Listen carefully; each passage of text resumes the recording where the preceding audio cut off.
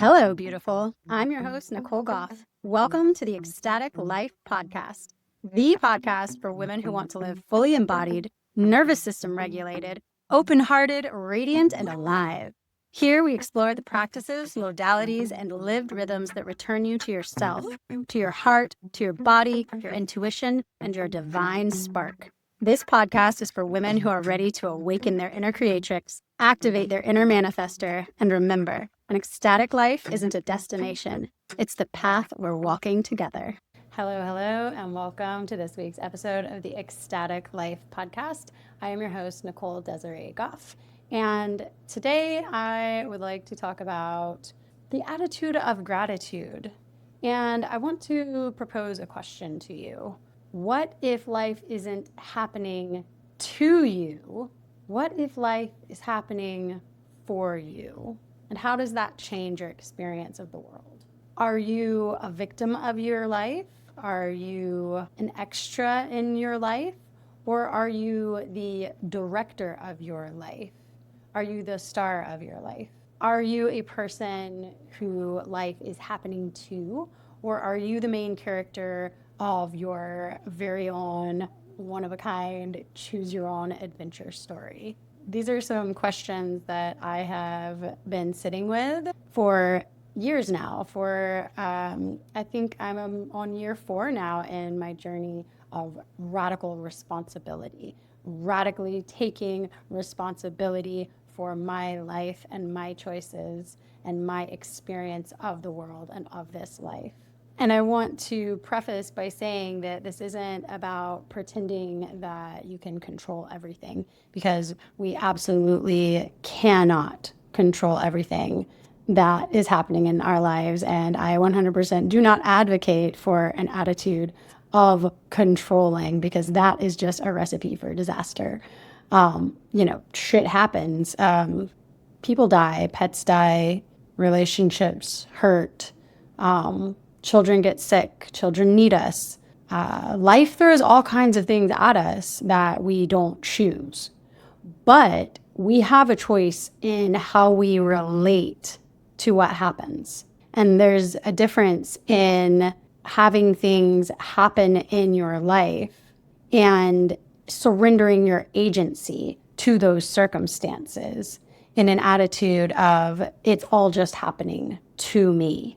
And right now, this is super poignant, and why I am doing a recording on this for the second time since starting this podcast is because I'm moving through some very difficult times in my life right now, and I need a reminder of this attitude of gratitude. And so I have really been concentrating on practices that bring that back in for myself personally. Just within the last couple of months, I am going through the process of adopting my grandson. I tragically lost my little dog, Rusty.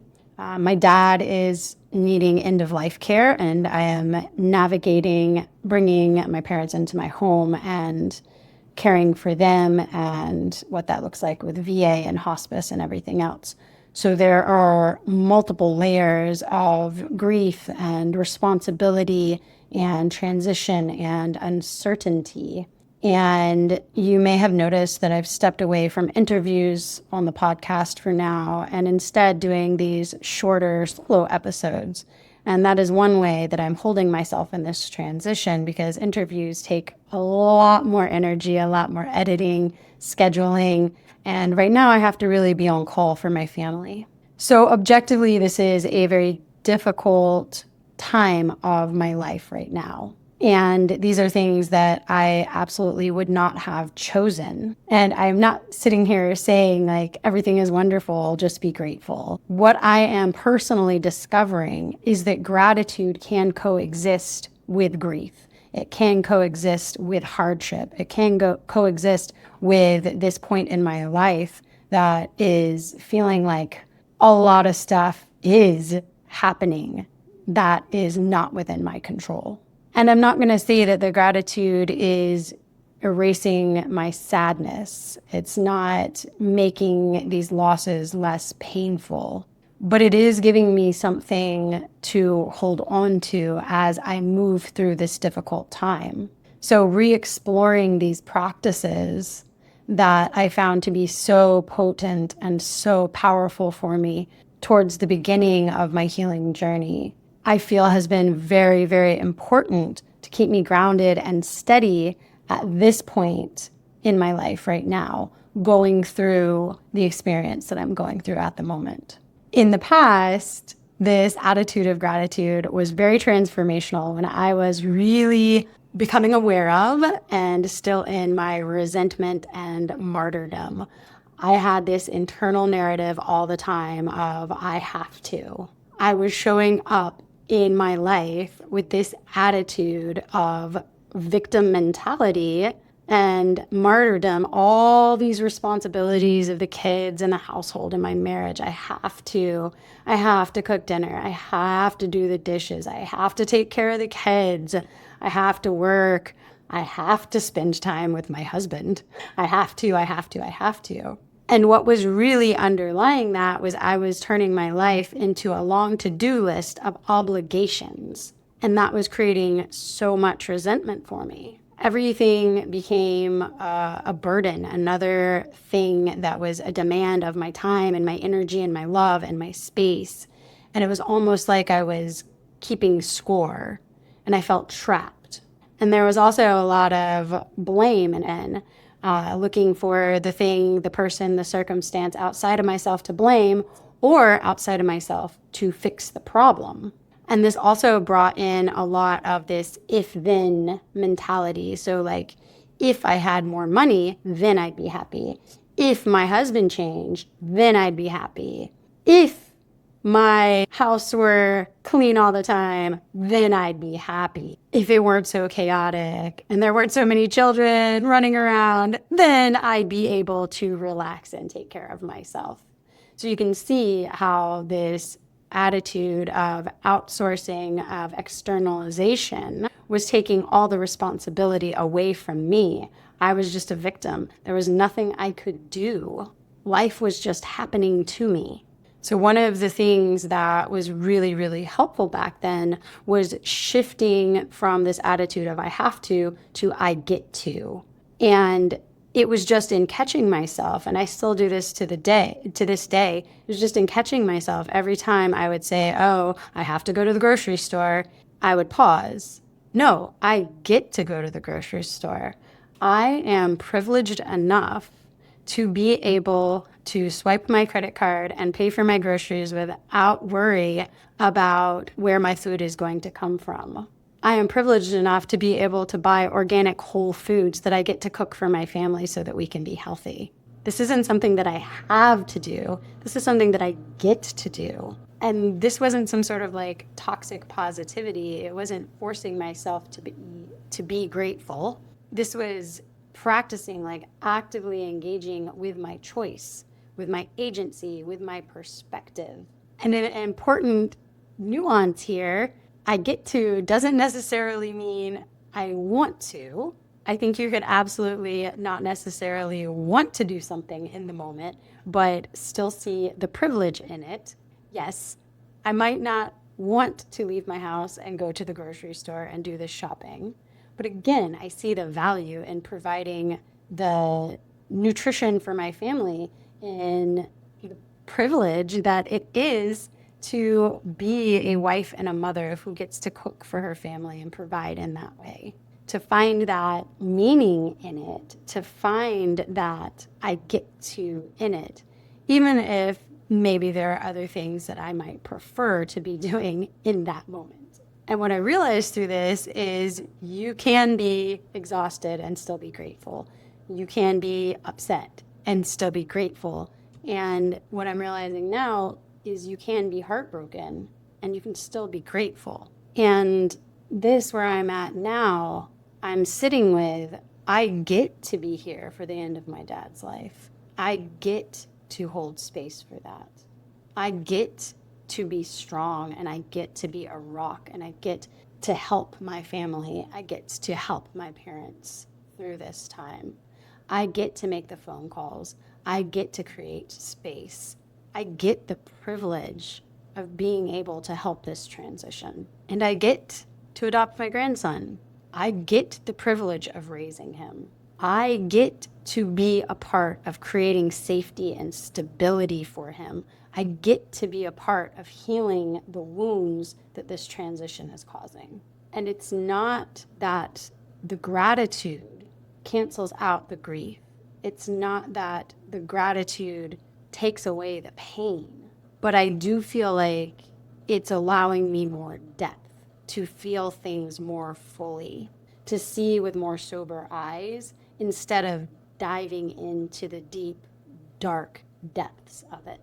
So during this season of my life, I have had a daily practice for the last few weeks of writing down 10 things that I am grateful for every single day. I have a specific journal, my gratitude journal, that I keep this in, and every single day, at least 10 things I am grateful for. And they aren't necessarily all profound. And in that, it's amazing what you can find, just the little mundane things in life to be grateful for. I am so grateful for the people in my membership that are joining me every week in my ecstatic dance. I am so grateful for the clients that trust me with their journey and transformation and self-discovery. I am so grateful for my ecstatic dance community and to be able to dance through this grief. And so I write in the present tense, 1 through 10, every single day. I'm so grateful to have been able to visit my dad and hold his hand today. I am so grateful to be alive and to be here in this body right now. I'm so grateful for the immense privilege to be able to do these podcasts and to talk to you and to share my wisdom and to share my journey. And this practice has been these little anchors. It's like 10 anchors each day that say there is goodness here, there is beauty here, there is life here, there is love here. And this has really anchored me, and it's felt so nourishing. And this isn't like looking on the bright side. This isn't spiritual and emotional bypassing. It's not like, oh, look on the bright side, everything's hunky-dory. It's all rainbows and flowers here. So this attitude of gratitude that I am proposing is to really see the beauty, even in things that feel tragic, even in things that feel hard and difficult. I'm still grieving my dog, and I talked about this a couple of podcasts ago, but I have gratitude that I don't have to take care of him now, which has been very difficult. There's a mix of shame and grief and guilt, but there was gratitude immediately. He needed so much from me, and right now, so many need so much from me. And there's also the gratitude of the time I did get to spend with him, the time he was with us, the memories of him playing with my toddlers and licking them all over the face or sitting in my lap while I'm recording a podcast. People are complicated. Emotions are complicated. And the shit is really complex. But I think that our nervous systems can handle this complexity.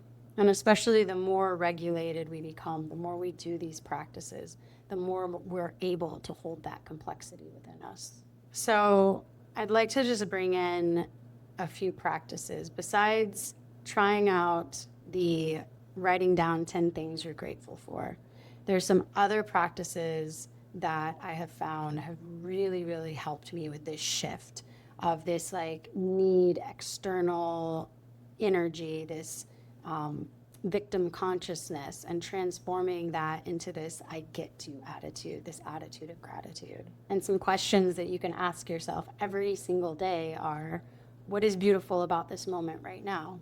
What do I have that I might be overlooking? What is here that I can appreciate? And you can try my I get to catch. So every time you notice yourself saying or thinking, and I have to, pause and ask yourself, is this something I actually have to do? And what would change if I change this into a get to? Reframe it. See if you can find the appreciation in that thing. I don't have to wash these dirty dishes. I get to experience the good smelling, soapy, warm bubbles on my hands. I get to have this moment of quiet at the sink by myself. I get to have a clean kitchen. And a deeper question that you can ask yourself, going back to what I was saying in the very beginning, who is in the driver's seat here? Are you living as though your life is happening to you?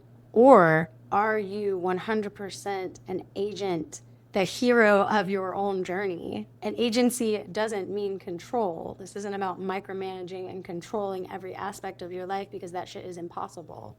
What this means is, how am I relating to what is happening right now?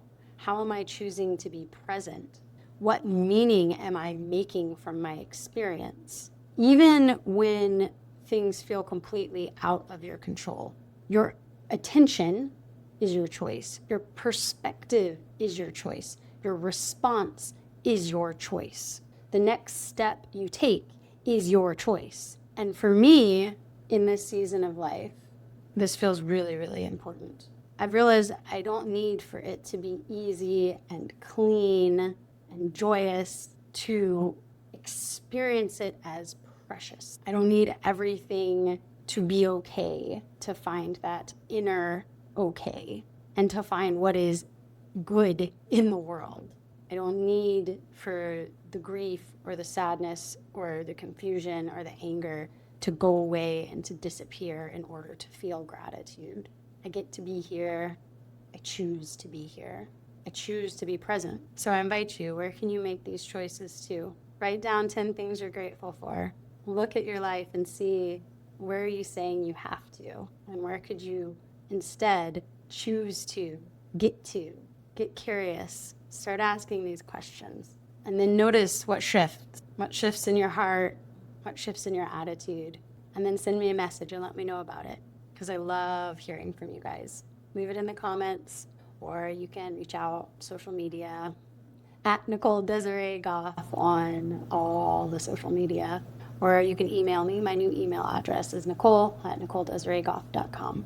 And I want to close with appreciation for you, my listeners or viewers. Appreciate you all so much for being here on this journey with me. Much love. Till next time. Want to dance with me? Go deeper with me? Have me in your back pocket, literally? Join the Ecstatic Life Academy on the Go Collab app. Link in show notes.